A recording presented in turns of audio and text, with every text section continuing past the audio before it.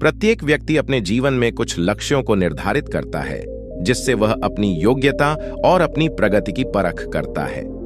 यदि लक्ष्य हासिल नहीं होते हैं तो वह अपनी कमियों को देखता है, उसमें सुधार करता है और फिर उन लक्ष्यों को हासिल करने की कोशिश करता है। कई लोग अपने लिए लक्ष्यों को निर्धारित करते हैं और उसको पाने के लिए रणनीति भी बनाते हैं, लेकिन वे असफल होते हैं। जागरण अध्यात्म में आज हम भगवान बुद्ध से जुड़ी एक प्रेरक घटना के बारे में बता रहे हैं, जिसमें आपके लिए एक संदेश है।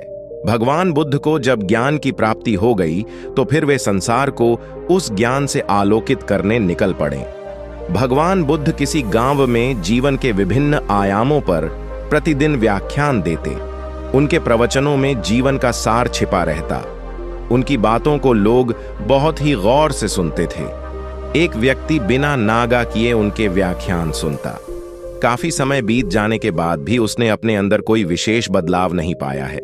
इससे परेशान होकर वह एक दिन बुद्ध के पास गया और बोला कि वह लंबे समय से एक अच्छा इंसान बनने के लिए उनके प्रवचनों को सुनता रहा है, लेकिन इससे उसे कोई विशेष लाभ नहीं हुआ। वह एक अच्छा इंसान नहीं बन पाया, उसमें कोई बदलाव नहीं आया है।